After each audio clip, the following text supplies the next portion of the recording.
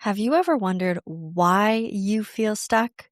Even though you know what you want, you've read the books, you've tried to push yourself, and you still can't seem to get where you want to go or make that crazy change? Well, my friends, there is a reason for that. And surprise, surprise, it is not willpower. It is your nervous system running those exact same patterns that you learned years ago. Welcome back to Becoming Unbound. I'm Carly Butler, your host today, and this conversation is all about how we change our nervous system. After going through this breakthrough moment and changing my whole life, I have become obsessed with understanding why change feels so hard, even when we deeply, deeply desire it. And one of the things that I've learned is that your nervous system will always choose familiarity over freedom until you show it another way, which is why I am so excited for today's conversation with Brittany Lynn. She's a holistic nutritionist, a client of mine, the host of the Anxious Girls podcast, and soon to be psychotherapist. So her story is incredible. She healed her own PCOS in her early 20s and has guided countless women through the emotional roots of their symptoms and has a grounded, no-nonsense way of explaining how those patterns keep us looped in the same old stories. So in this episode, we are going to explore why the body clings to these old patterns and why we are staying stuck, and maybe even how your childhood wiring is keeping you stuck from making adult decisions. We also talk about how to shift out of survival mode and, really just unpack how we can change our lives without uprooting everything overnight. My friends, I'm so excited for this conversation. Get out your notebook, get some tea, and let's figure out why we stay stuck in those old patterns.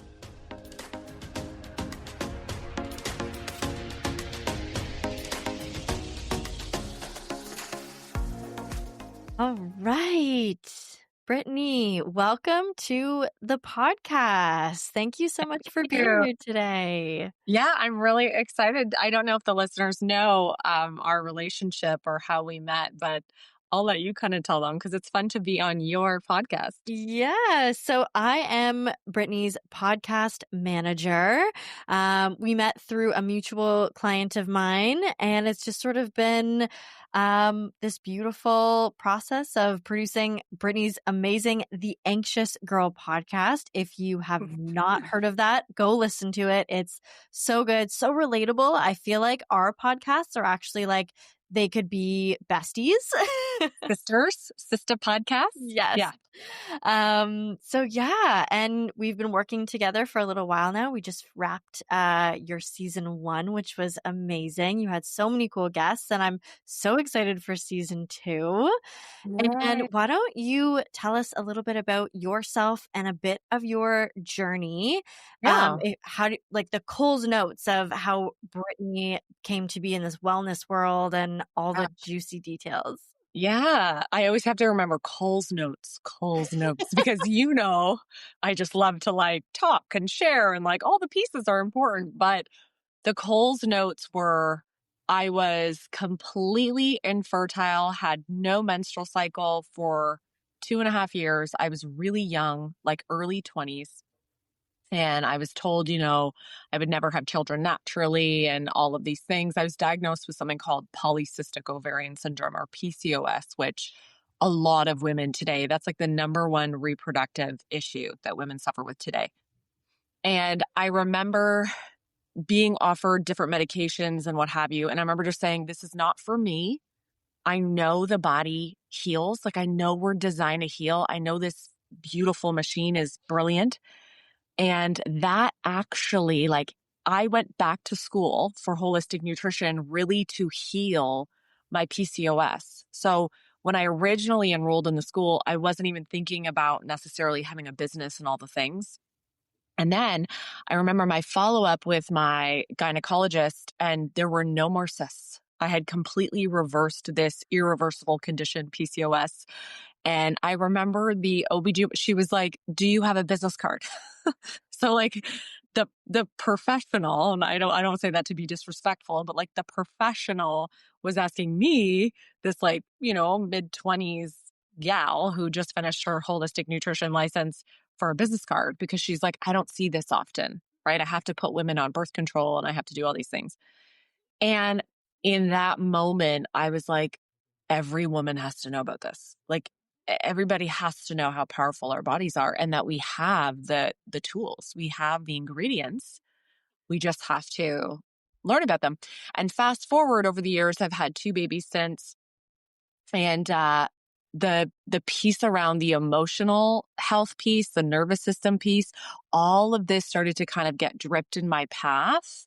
As in my clinical practice, I started to see people would get better and then they would Mm. revert back to square one. Then they would get better and then they would revert back to square one. And I realized, okay, there's something so much deeper to this picture of health and healing and all of the things.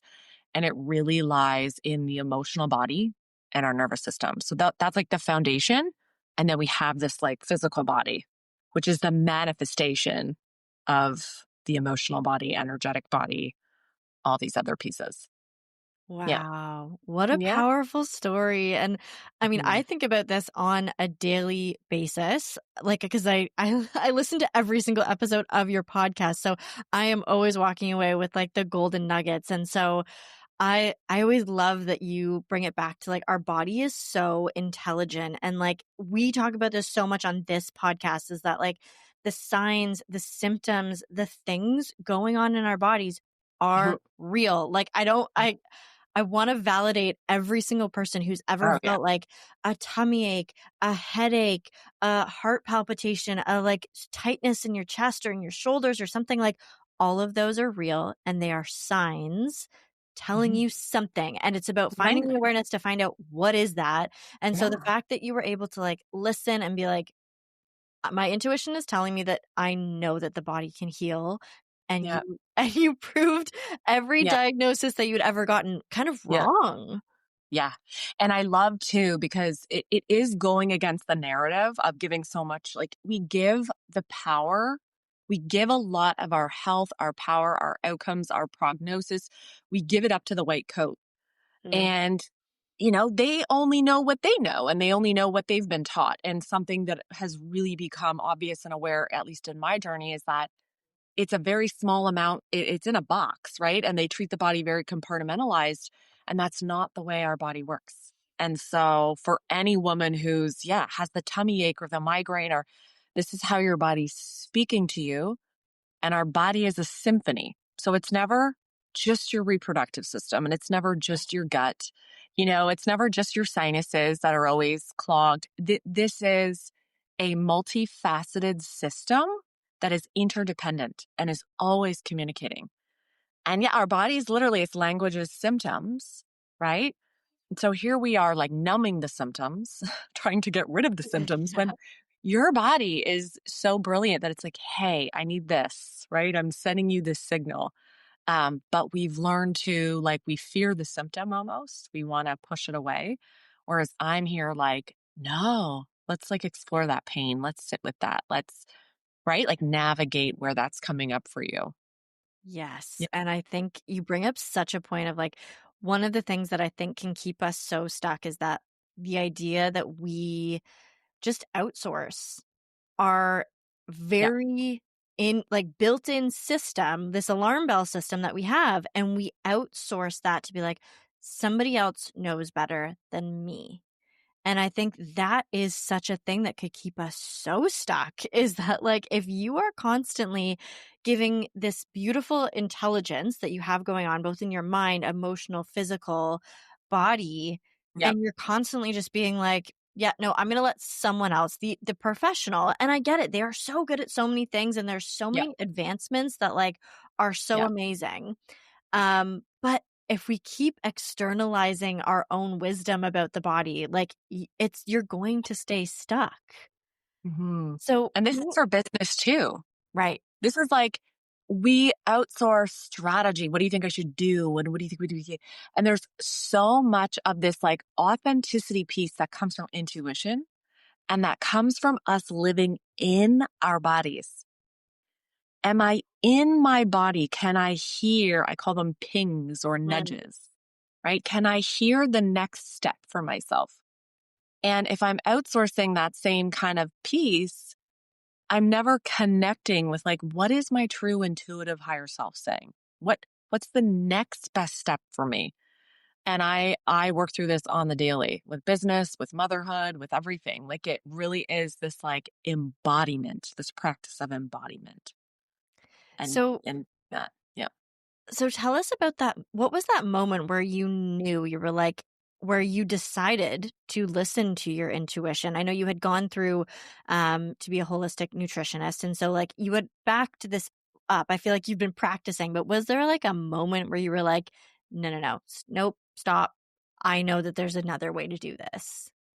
Um, so it's kind of like a two-tiered process because it was a download that I got in the OBGYN's office or the gynecologist's office. It was like when she said, okay, so, you know, you have PCOS, we're going to put you on birth control pill. We're going to put you on metformin. That's another drug that they put you on for insulin control.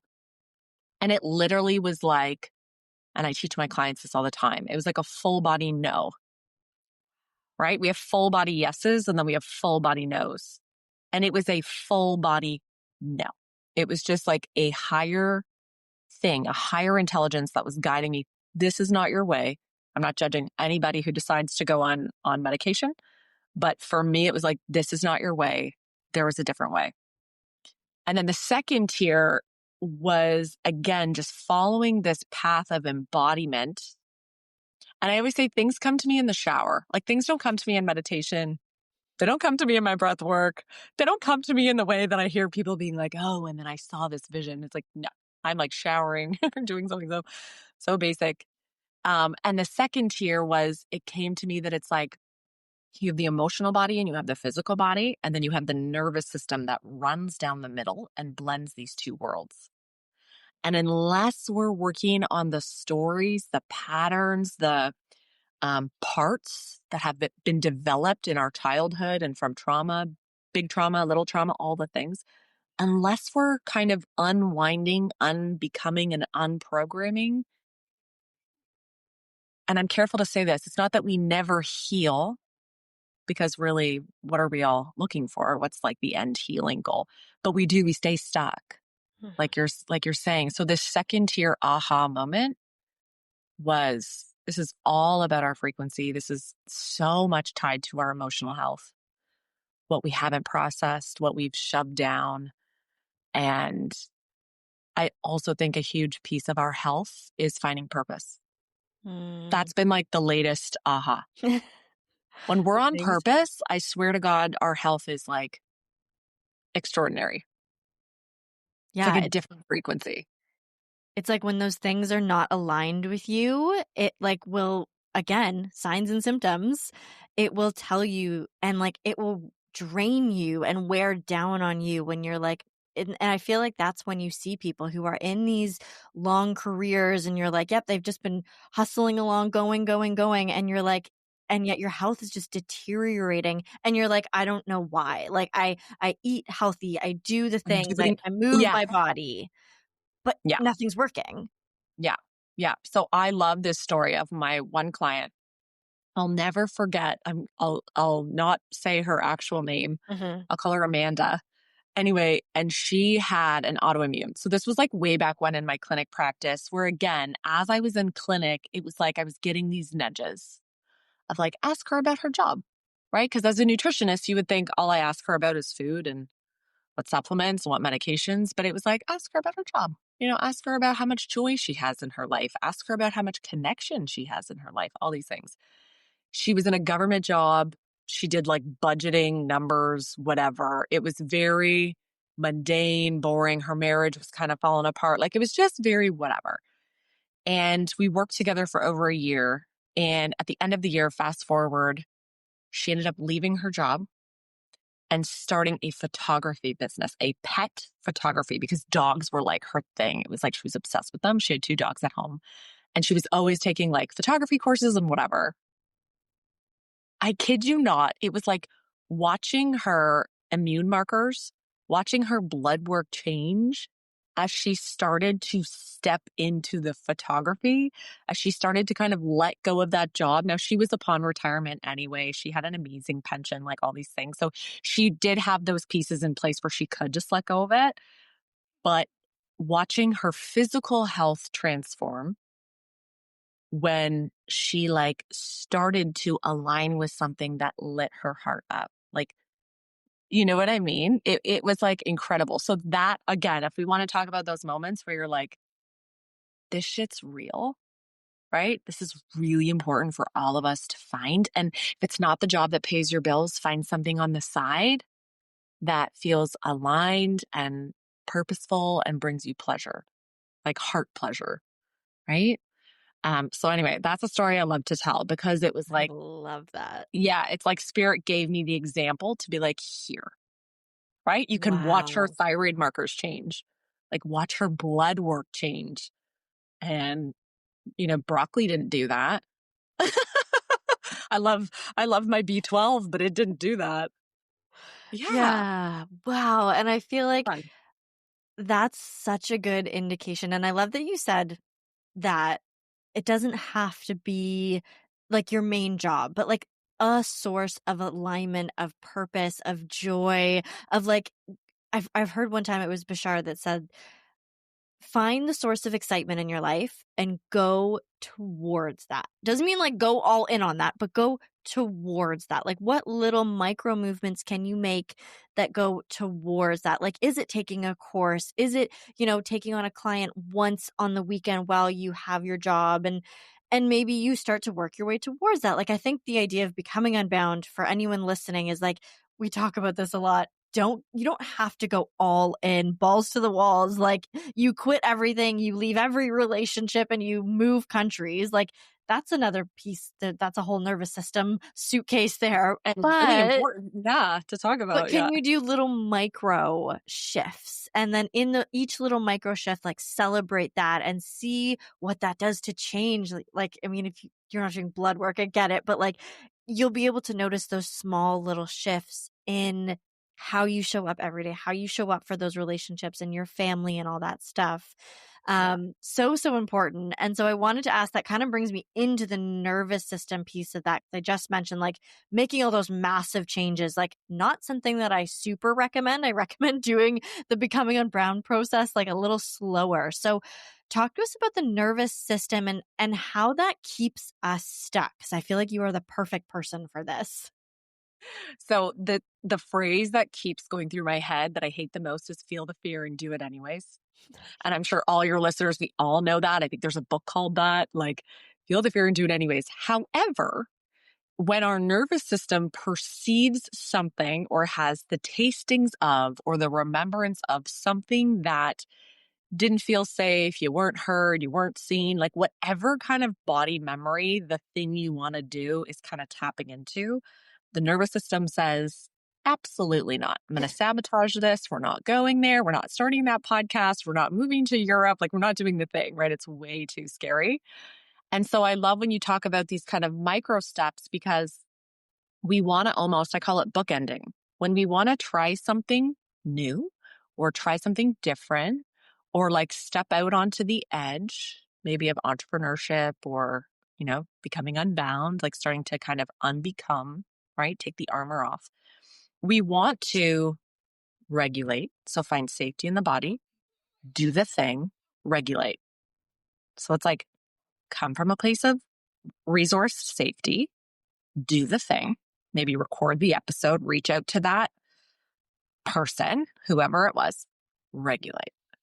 And so, and it often comes from like to your point, these little steps. I know there's been people who have done crazy, massive changes and they've gone all in, but I too don't recommend that because you can have a big backlash from that nervous system saying absolutely not, right? The job of your nervous system is to keep you safe. That is its number one focus. That's all it cares about. And it's doing a really good job a lot of the time. It thinks it's doing the best job ever, Yeah. right? Just by being like, you can't be seen by all these people. Don't go create content. Don't go do this. It's not safe, right? Last time you did that, it was so much shame or whatever. So your nervous system's actually this incredible mechanism and it's doing its job. It's just, are we playing off the database of a younger version of ourselves? Are the things that we want to step into in adulthood, are we playing off the kind of the nervous system memory or database of when we were little girls or little boys? And the answer is usually yes. Yeah. If we're stuck, we're like remembering the files all the way back when we were 5 years old, 6 years old, 8 years old, whatever. And oftentimes our database, our nervous system, so what we feel is safe, what we feel is unsafe, it needs to be updated. And Mm. that's a lot of the rewiring, like the repatterning work. And so bookending is a cool, I don't want to call it a tool, but I guess it is strategy maybe when you're wanting to try something new. Or maybe again, like dip your toes in the water instead of jumping in.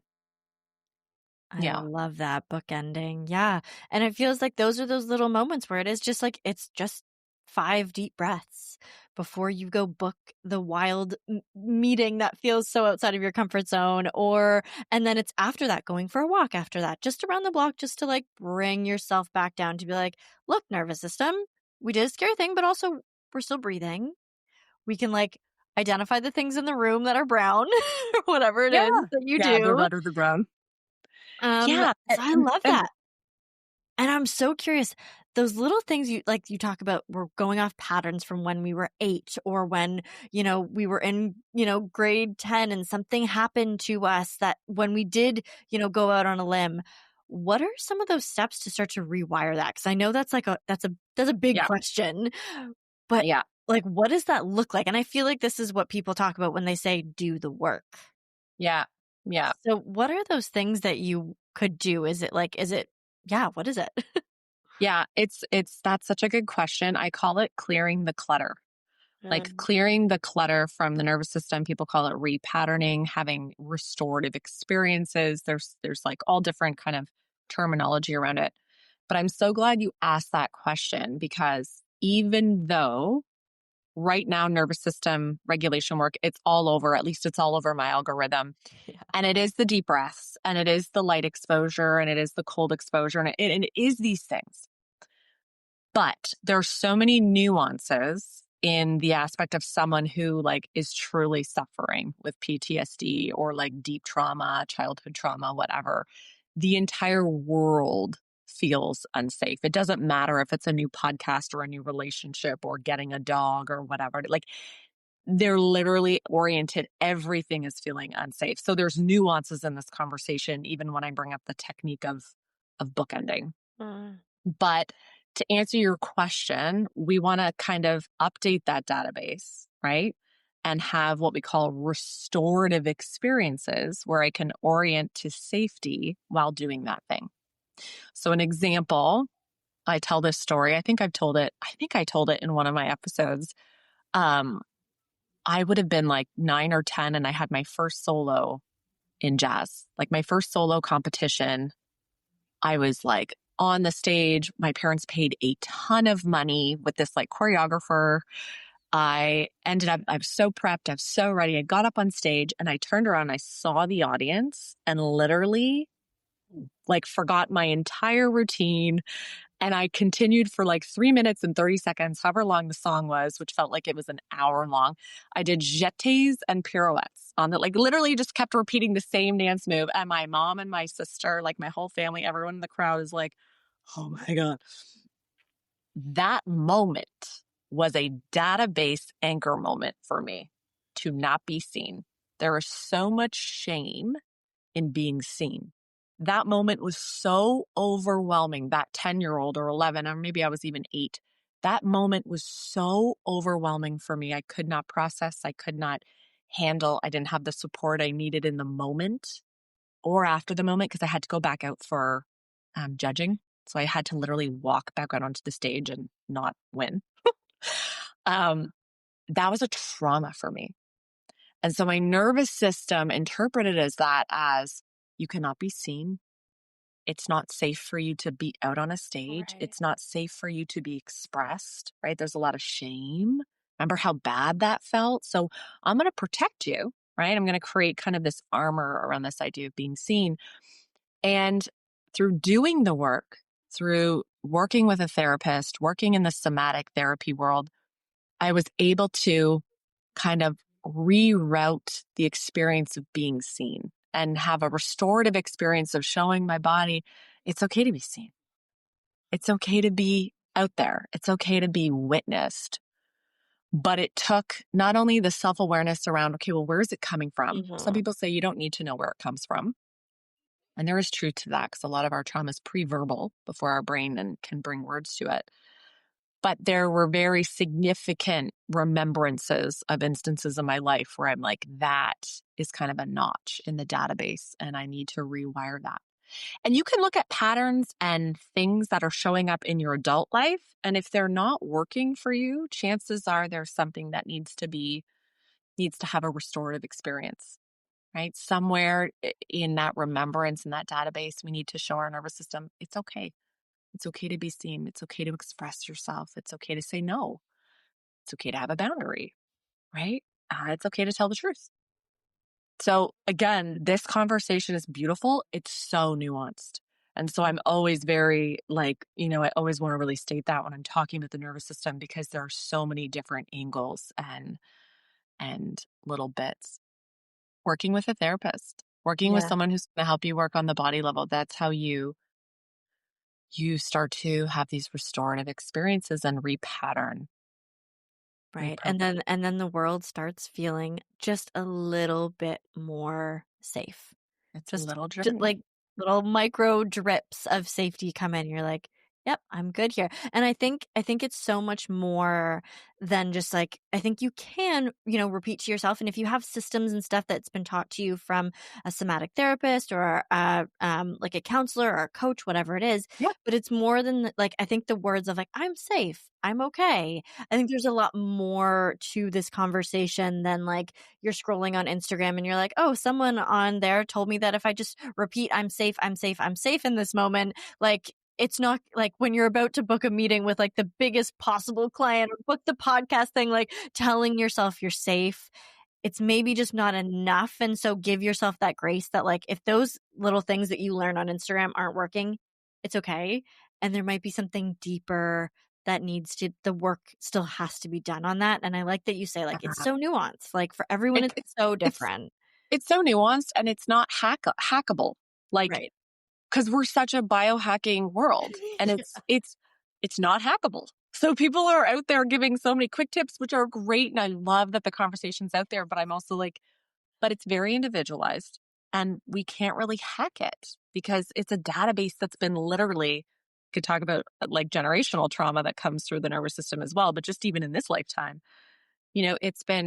it's been programmed and in so many ways and it needs to be updated for us to actually step into and like take the armor off and be able to kind of step into what we really want to do or who we really are. So if someone is feeling like there's so many ways that you can feel stuck.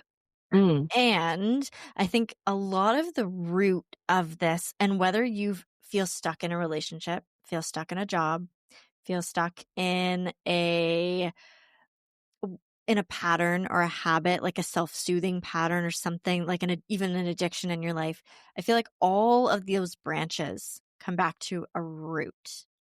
So if you could like if we're diving a little bit deeper from like okay, you've identified that this, relationship or this job you chose this job and actually turns out you're stuck in it and you're like I don't know how to get out of this, but I know I've heard that little voice, that little ping that says something isn't going this isn't what I'm meant to do or there is another way. How do we start to like understand where that all comes from? Because I feel like you can't necessarily make the change until you know sort of where that comes from. Like how did you get stuck in the first place? Because I know that was part of my story was that once I started to figure out that the path I chose wasn't mine and that like maybe I didn't necessarily choose being a teacher and maybe there was a lot of pressure to do that, I've Aw. started to look into like, okay, there was something in my wiring patterning. Yeah, So how do we find that root?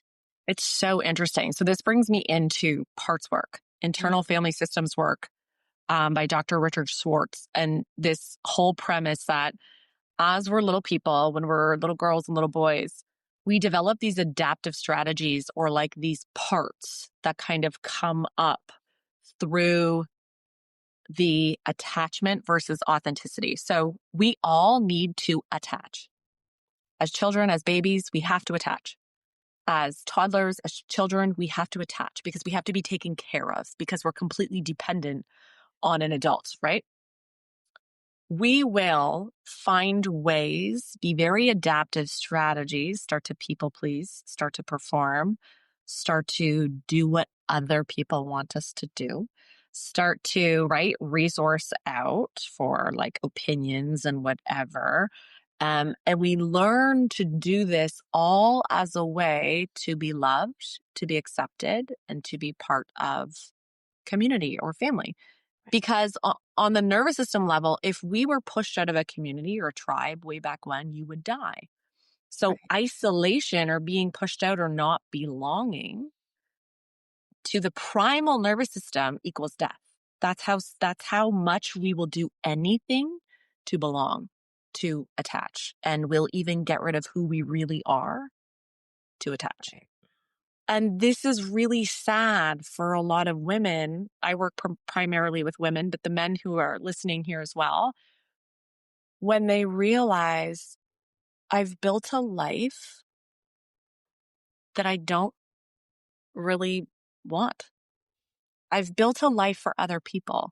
Mhm. I've chosen the career to please this person, right? I've acted this way or not done this thing to not piss off this person. Like they really start to have awareness, like you're saying, is step one.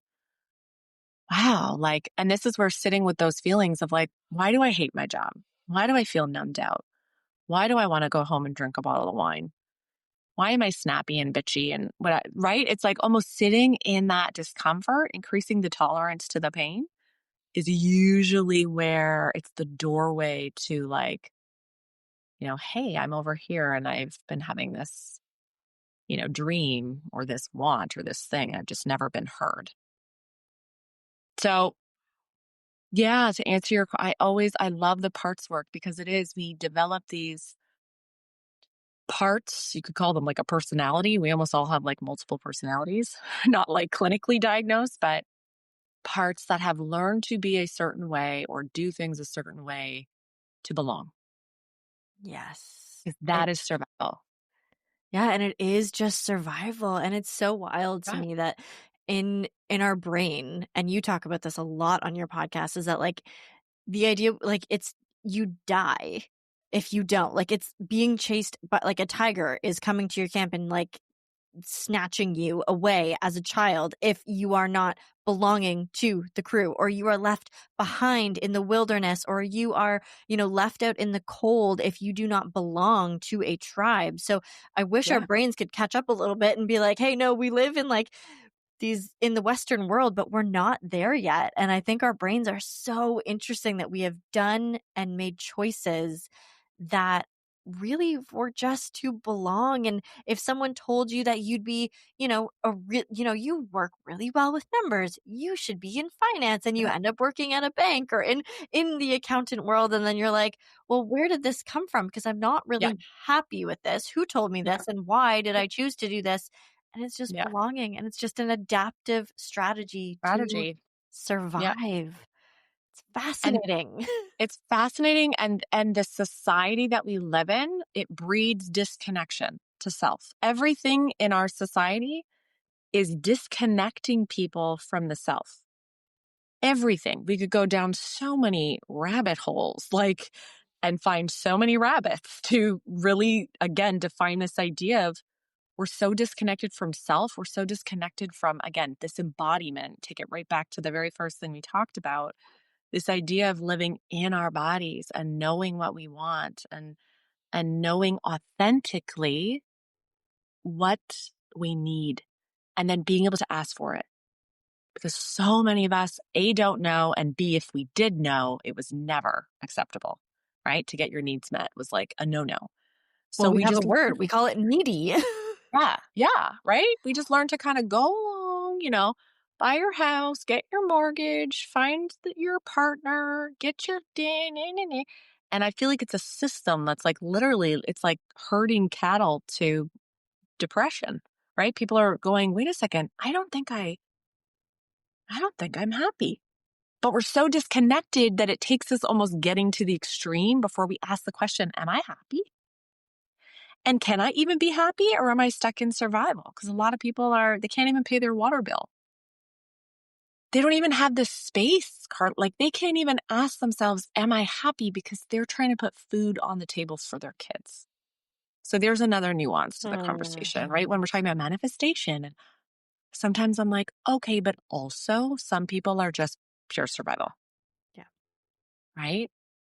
Yeah, it's a sad reality. And I think we can get really caught up in and yeah, I feel very blessed that I was able to take that time and be like, oh, I don't know if this career was meant for me. And I had the time and the space, and I, had the savings account that allowed me to make those changes. But so many people are not in those situations. So for the listener who feels like they can't, I think there's so much of I wish I could become unbound. I wish I could unstick myself from this life that I've just I'm in a cog in the wheel, and I cannot stop, because if I stop this hamster wheel, either I'm not eating or someone in my family's not eating.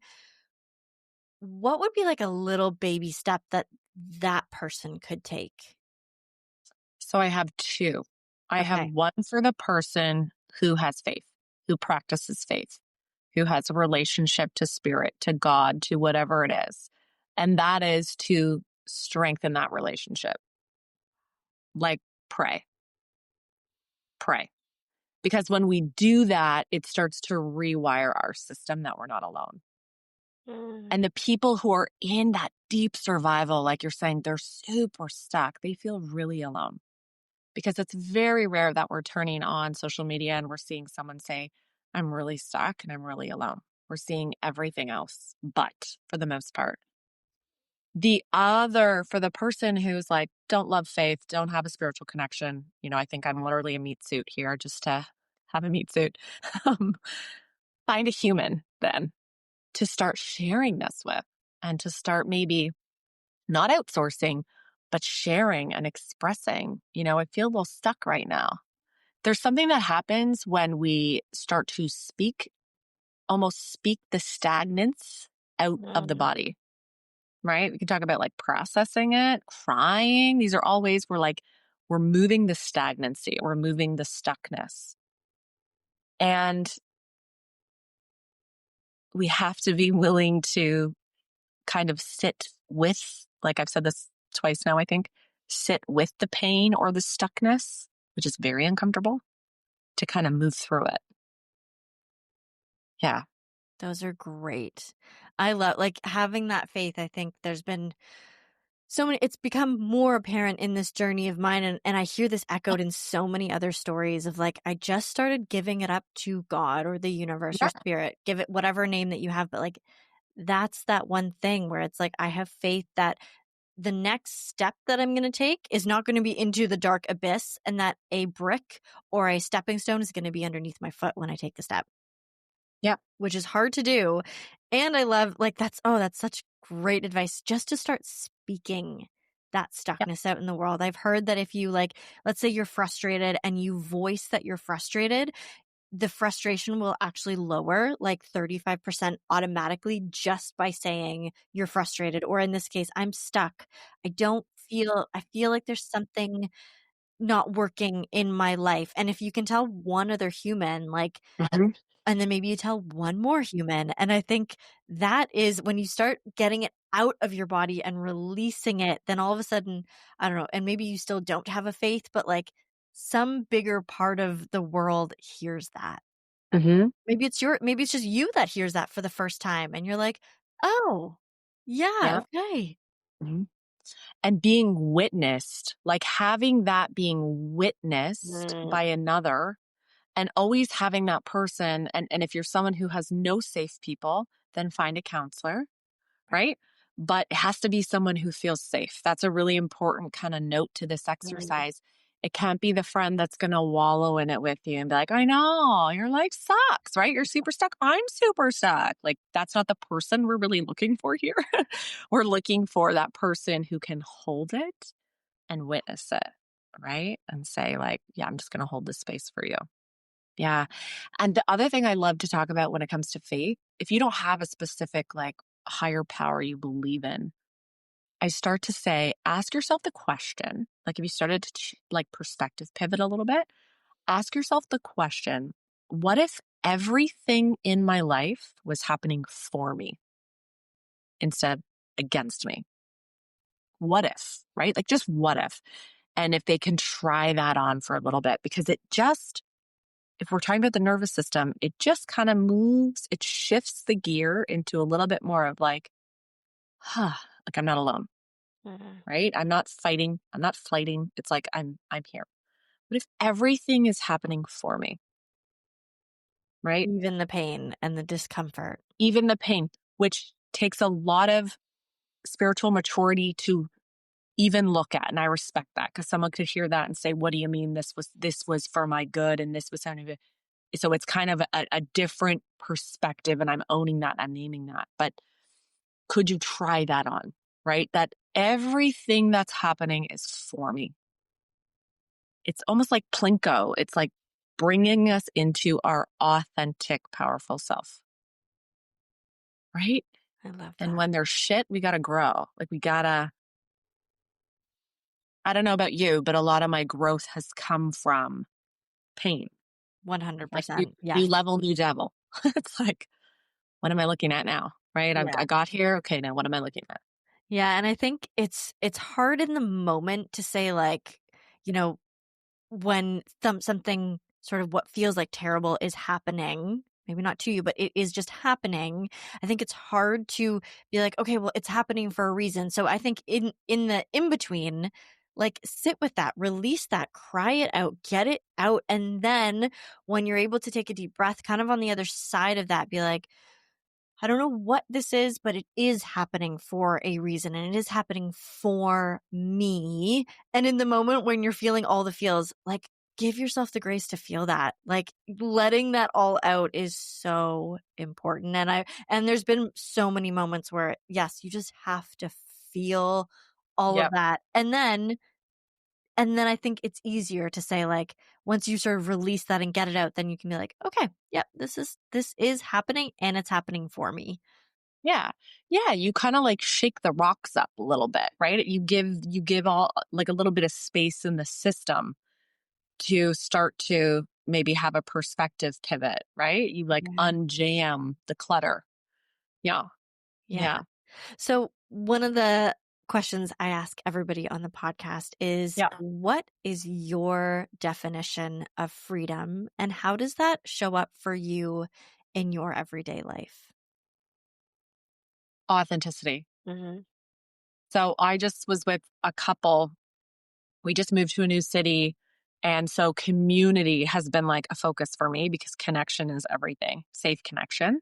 And I'm like, I just left my community 5 hours away, right? Like that was really hard. There's like grief there and all the things, even though they're only 5 hours. But we've met this new kind of group here. And I feel so energized when I'm with them and hanging out with them because I'm so myself.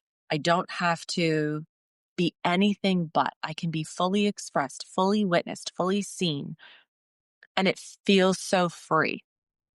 Like when you start to like love all the bits of yourself, the bits that were shamed, the bits that were, too much, too loud, you're annoying, whatever, you're a dreamer. Like when you actually start to like bring those bits back and you own them, that is freedom. That is freedom. And I said to my husband when we left, first of all, that we were with this other couple for like 6 hours and it felt like an hour. But Wow. I also said to him, like, I just like feel so, I think I used the word like sovereign or maybe free, but it was that resonance in my body. Like when you say freedom, that's what I think of. Me being able to be me and, there's no regrets. There's no chains. There's no, Yeah. Yeah.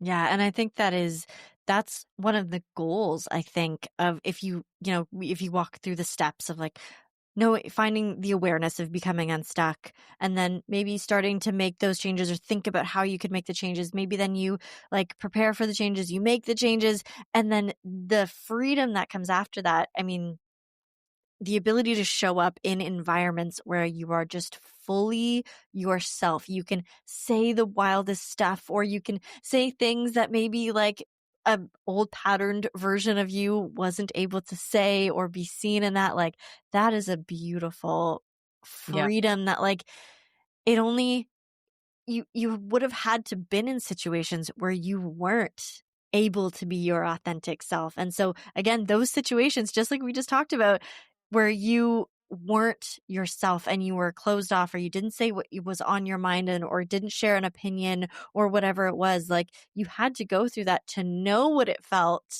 to Yeah. be The in an, contrast. yeah, the contrast is so important. Yeah. I honestly think this whole life journey is about coming back to who you really are. Like it really is like the GPS destination is coming back to who am I really on a soul level and what am I here to do? And that like literally wraps it up to the soul mission I talked about in the beginning. When we're on purpose, the physical body follows. I've seen it. I've experienced it, right? And people listening, like, let that be a breadcrumb for you to maybe go down and research and all the things. Um, but I really do feel like all of us want to find out who we really are. And we've just been led elsewhere to be what everybody else wants us to be, to Yeah, belong. Yeah. that's beautiful. Honestly, that is like that. I think we just wrapped up that whole conversation. That's amazing. It's a It's like a it's pretty a little bow. perfect place. Yeah, it's coming home. Someone said that to me the other day. It's just like and she said, she looked at me, she's like, I think you're just coming home to yourself. And I was like, yeah, you're right. It's I've gone through the stuckness, all those parts, and it is about coming home. So if there's, I think to the listeners, like if there's a moment where you feel like a little bit more comfortable and like home for yourself, like lean into that, because that is, I think that's a beautiful place to go. Like if you have a goal of where you want to go, it's to go home to yourself. And I'll have to come back on and talk more about the actual regulation because when we are regulated, we feel more home. Oh, Like wow. this experience feels home. This body feels like home. So there's just a different anchoring. You speak from a different place. Do you know what I mean? It's not here, it's here. There's a Right. knowing, there's a confidence, but it's not a cocky confidence. It's just a knowing, right? Yeah. I love It's that. cool. Yeah. Yes, you will definitely have to come back on. I would absolutely love that. Thank you so much for your time today, Brittany. This has been amazing. And where can people find you if they want to know a little bit more about what you do or work with you? So you're catching me at such a wonderful time. I'm at Brittany Lynn Wellness on Instagram, but I also have kind of a second account at Healing with Brittany Lynn. And I'm stepping into the full world of psychotherapy very soon. And so I'm debating on whether or not to start a new page, but I'm sure I'll debrief with you about that during the podcast recordings. And then, of course, you can tune in to the Anxious Girl podcast, which we're going to be heading into season 2. So you can kind of get caught up around all of the first, I think it was 13 episodes. And yeah, I mean, we go everywhere with it, but it's all around kind of what Carly and I talked about today, but really getting into the nervous system work. I love that. All right. We will put all of that in the show notes. Thank you so much, Brittany. This has been awesome. Amazing. Bye, guys. All right, friends. Thank you so much for tuning in to another episode of Becoming Unbound. If you loved this episode, or if you know someone who also might need this episode, share it with them. Give us a like, subscribe wherever you're listening to your podcast, and we will see you next week on Becoming Unbound.